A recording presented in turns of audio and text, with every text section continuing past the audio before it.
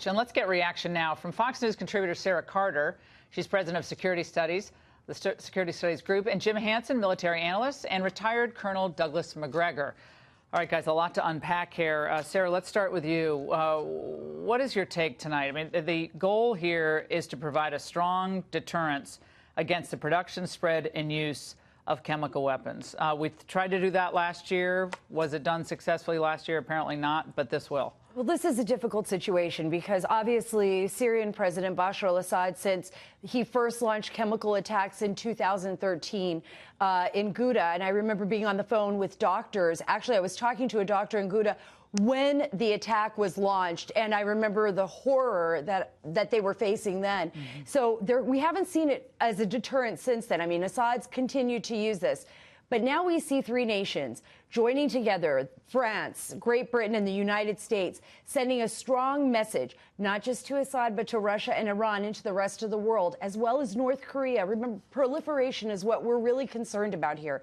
If we're concerned about our national security risk, then this is the reason why the president did this. He was standing on the principle that he told them, if you cross this red line with me, I have to react. And eventually he did.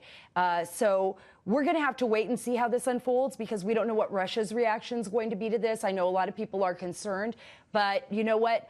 Bullies are bullies.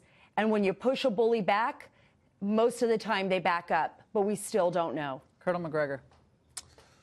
Well, I find the whole thing perplexing. I mean, first of all, just a week after the president announces his intention to withdraw troops from Syria, suddenly the Syrian government that has effectively won the civil war is practically over, decides to launch a chemical attack. Seems very odd. Then we see sarin and chlorine gas used together. That's never happened before. That's the first in the history of chemical warfare. Doesn't make any sense.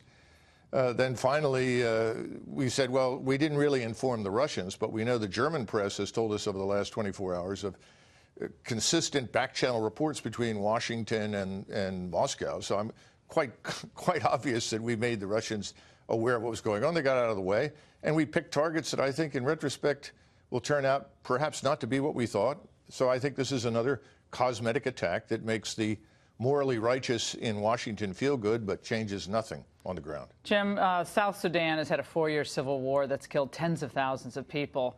Entire villages have been burned with flamethrowers, boys and girls locked in straw huts, lit on fire. There are atrocities committed every day all over the world, including in our strategic adversary, China.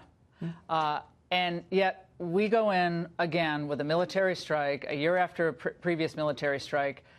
And I guess it feels good because there are horrible things happening there.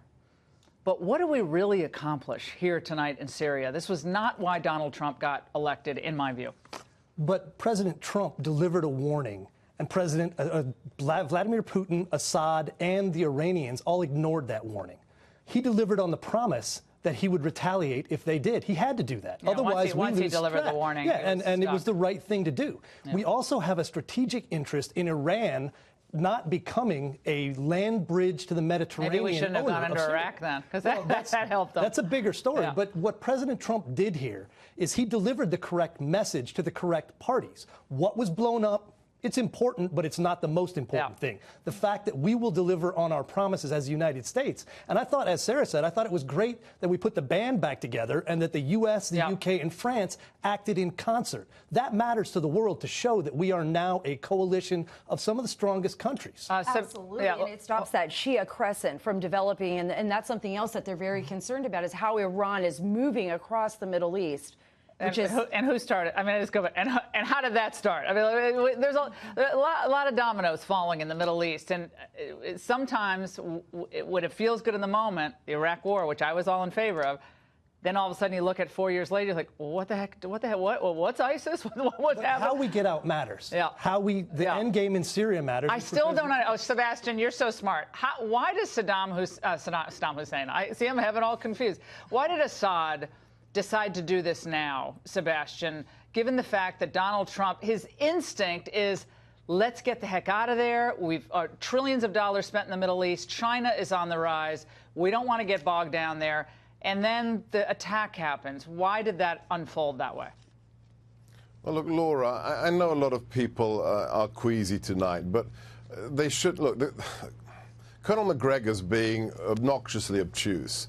The president needs to be listened to. This isn't about Rwanda. This isn't about Sudan.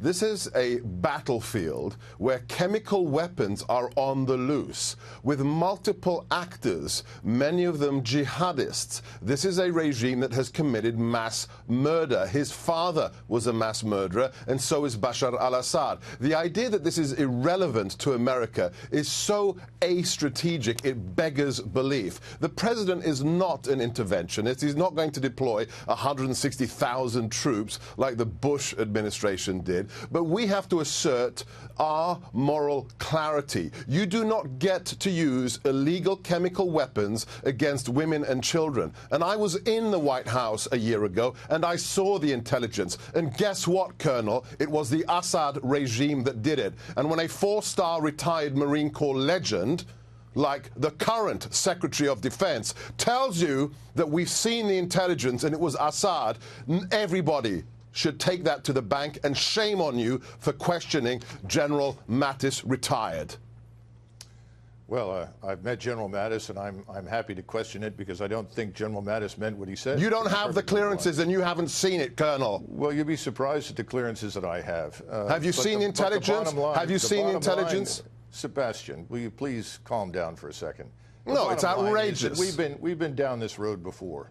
We launched cruise missiles not with in this 1999 against not with this president. But one at a time, Sebastian. You can respond in 1 second. We launched it against a factory we said was building missile parts in 1999 and connected to al-Qaeda. It was a milk production facility.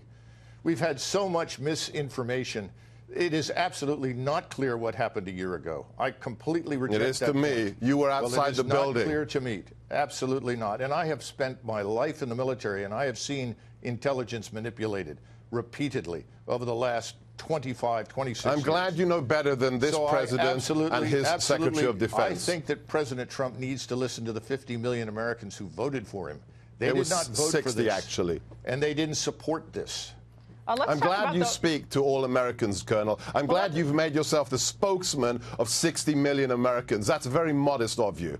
Well, let's talk about the War Powers Resolution, because this always comes up every time we launch a military strike, whether Congress should give its imprimatur to the action. And it allows the president to use force on a temporary basis. Like he can do it on his own, doesn't have to go to Congress. Very limited, narrow criteria. Many say tonight that didn't meet that criteria, that this type of strike actually does require congressional approval. I understand. I can actually make the argument for both sides. I think it's an interesting discussion. Jim. The War Powers Act has never been tested in the Supreme Court, so there's no ruling as to whether it's Thank God. constitutional. The Supreme Court gets most of the stuff wrong, too. The Constitution, right. under Article 2, as General Mattis cited, gives the president authority as commander-in-chief to do what he needs to do to take care of American strategic interests worldwide, anytime, any place, anywhere. If he thinks the Syrian regime dropping chemical weapons in a theater where there are U.S. troops on the ground is important enough to bomb them, he's got every right, and he doesn't have to ask anybody. Jim just brought up a really important point. We do have troops on the ground. We are still continuing to train. People are still losing their lives in this region, and they're fighting back against not just Assad, but Iranian IRGC on the ground. We know that they're watching the Russians. We also have intelligence assets on the ground. So when something like this happens, when we're in direct threat, and I think not just to our men and women on the ground, but also to our nation. I mean, we have to think of the national security implications of proliferation, and that's something that a lot of people are not thinking about. But we had Islamic State on the ground. We have al-Qaeda. We have various rebel groups. Did Assad attack ISIS? Well, we did. Did Assad attack ISIS? You mean, did Assad attack ISIS? I heard a number of things. No. Look, not only was Assad, yes, I heard McCain was going to give the good rebels arms. I know. That never worked out so well. But look, right at the very beginning, the Free Syrian Army was being promised by the Obama administration that we are going to help supply you. When that didn't happen, you saw factions and divisions among the ground. People fleeing. It's a wild place. I mean, let's just face it. Iraq was a wild place. I mean, I remember being there in 2006, and I was like, well, it's not exactly the way I thought it would be. It's a wild place that very few Americans understand. Syria, and Sebastian, you know this, is also It is incredibly complex. There are so many different ethnic and tribal conflicts, and ISIS offshoots that they fight among each other. They're not even on the same side. And then, of course, Assad with his murderous tactics. Why didn't Germany join us in this effort tonight? The biggest economy in the EU, such a critical ally of the United States, Sebastian. Where was Angela Merkel? The same Germany that told its ambassador in NATO that he is banned from using the word counterinsurgency when discussing NATO operations in Afghanistan, and it's just a humanitarian operation. That paper tiger. Look, I have to comment on what Sarah says. She's absolutely right in what Jim is saying. Think of one thing. Everybody out there who's got issues, everybody who's got their tinfoil hat on, that the white helmets did it, and that Russia said the British did the chemical attack. I mean, do you want to believe that one next? To anybody who has doubts, think about this one question. What happens when the Assad regime uses chemical weapons, as Secretary Mattis said, and as he did last year, and I saw the intelligence for the proof of that being the Assad regime, and we do nothing? What message does that send to Iran? What message does that send to Assad? What message does that send to proxies? Because it sends a clear message, as far as I'm concerned, that we got away with it and we can do it again. And where are they going to do it next? In Jordan, one of our most important allies in the region, to precipitate a civil war there? Are they going to do it in Tel Aviv? Are we prepared to let that genie out of the bottle? I, as an American, as a taxpayer, as somebody who believes that these kinds of weapons are illegal and should be responded to, I'm not prepared to pay that price. I understand everything you're saying, Sebastian, but my question is a simple one. We hear a lot about the international community. The international community this, the international community that. We're doing it for international norms. It's the worst thing ever. Of course, it's horrific to use any type of chemical weapon, nerve agent. It's beyond. We can't even comprehend it as Americans. So where's the world community? It's great that we have Britain and France. It's fantastic. I love it. But where the heck is the world community? It Where's doesn't Japan? exist. Where's everybody else? Without American leadership, there is no action. Yeah, well, we're out of money. We're out of money. We have no dough. It's not 1995 anymore, Sebastian. So we let children get gassed. I'm not saying that. But if we have a country that is desperately in debt and getting weaker and weaker and weaker, according to our debt year after year after year, at some point, somebody's going to have to pay the piper. And so about 2 blocks from here, we got like blocks of people living out on the street. Many of them are American veterans. But what's that got to do with national security? What does that got to do with moral rectitude?